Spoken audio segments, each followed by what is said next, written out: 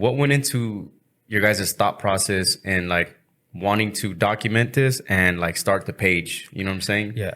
What was like going on with that? I still remember the day it happened. So we had a family TikTok already that we were kind of neglecting, but it was just there, and we had interest in vlogging already.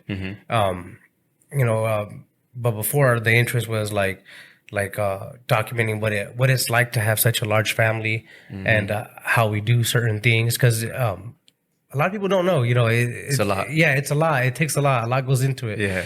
But I remember I was sitting in the ICU On the recliner. Huh? on the recliner. I remember that. And I was looking up dog bite statistics.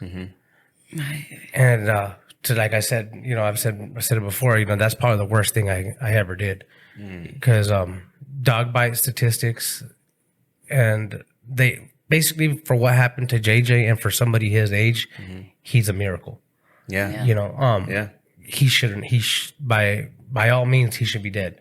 And so I started looking at statistics, and I started, looking at more numbers and the number of attacks and the frequency of these attacks and everything. Yeah. And the trouble that we have had with the neighbor and their dogs already, and reaching out to the agencies that we were supposed to reach out to, and nothing being done, or them kind of just telling us like, hey, our hands are tied. Like we did the everything we process could. of it should have been way more on it, like more strict, and it And wasn't. I remember reading one of the ones I read was like, and it's not to like attack pit bull owners or anything, but just to kind of put things into perspective. Somebody is attacked by a pit bull. Two people are attacked by a pit bull every day in the United States. Yeah. And that's just pit bulls. Yeah. That's not dog attacks in general. So a breed specific statistic like that, just imagine with everything included. Oh yeah. And one of the things that really that kind of got me looking these things up was when we were in the ICU, and I was talking to one of the doctors, and he was like, "Oh yeah, this is our 30th bite case this year." JJ was the 30th that year, and it was February 20th. Yeah, wow. JJ got attacked February 20th, and they already had 30 bite cases just in the Oklahoma City area alone. That's like one a day. I saw that there was a couple weeks after the attack. I even saw in the news that the South Carolina woman. No, this was here in I want to say in Spencer too. That there was did you guys hear about it? There was an old man that got attacked. By that happened like I think it was like a week after JJ or something like that. Yeah, no, and then just recently there was a lady that they found her dead in her front yard, and they were investigating as a homicide. Wow. But once they looked at it, they realized she got killed by a pack of dogs. Pack of dogs. So what kind of inspired the page was obviously to document his journey, because he made it and he was alive. But we wanted to raise awareness, and hopefully, something results in change, because something needs to change. If people were more afraid of the consequences, then they would control their dogs. They would with guns. They would be more responsible, right? But because you never hear about dog owners going to jail or anything because of what they do, people don't take it seriously.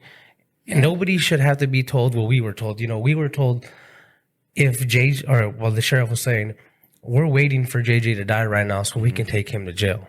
It's pretty much like what. Nobody should have to hear that. I mean, what happened to JJ was enough. That guy should be in jail already. Like, pretty much saying the only way he can go to jail is if your son died. Yeah. Wow. It's like, but what about the negligence? What about not following the city rules? Like when you own a dog. Yeah. Yeah. So the page basically started by, like I said, trying to raise awareness because the frequency. I was blown away, dude. And I was just like, this is crazy. Yeah. Because I'm a dog lover too. Right. I love dogs. A lot. I really love dogs. Yeah. So this was kind of, and I've always been a pretty good dog owner. I mean, I had Belgian Malinois for a while. He just passed away when we got here, but he would get out and stuff. And I got in dog at large ticket stuff because he's an active breed. But I've always been a pretty responsible dog owner. We had to make a really hard choice a few years back when we moved here because our Dutch Shepherd was really aggressive.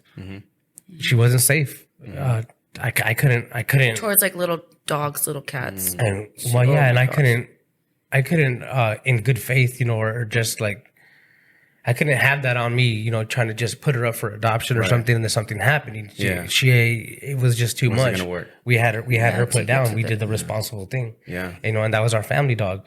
She never attacked none of the kids, nothing. Like, But we had to move and we couldn't take her, so we knew we either give her to a shelter and they try to get her adopted, and she hurts someone's, cat or dog that they already had, or we need to just put her down. And we told them to do the observation. Yeah, it started with trying to, raise awareness and change. And then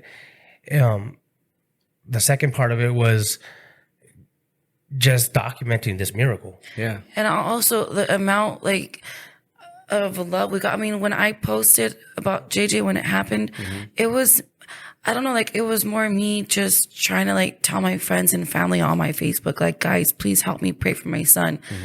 And we've always been transparent on our social media, so that it was just just asking for help to pray. Yeah. And then it turned to a lot of shares and a lot of people messaging, oh my God, is he okay? So then we start to realize this is something everybody wants to know about JJ. Yeah. Let's tell them how he's doing. A big part of it too was a lot of our friends on Facebook and everything. You guys know I'm certified meme king. I would post a lot. Yeah. So they started remembering. They're like, "Hey, didn't you just post about your dog being attacked?" And they started digging up all my posts. Where I was talking about these issues, and I was like, "Oh, I called animal welfare today," or "Oh, I called 911 today." Like those things. Because we're really transparent. We're vlogging, but through our Documenting posts, everything. and we're always documenting things. And I think that really got people pissed. They had seen hey, he's been trying to get help. They've been trying to do something, and then this happened. Yeah.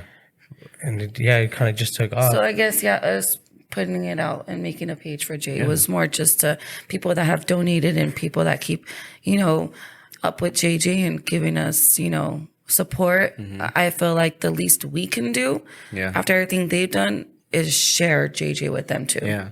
Well, I mean, I think it was, I think you guys were smart by doing that. And it's also, like you said, it's not just documenting what happened or anything, but it's the people and us, myself included, we're genuinely interested in JJ now.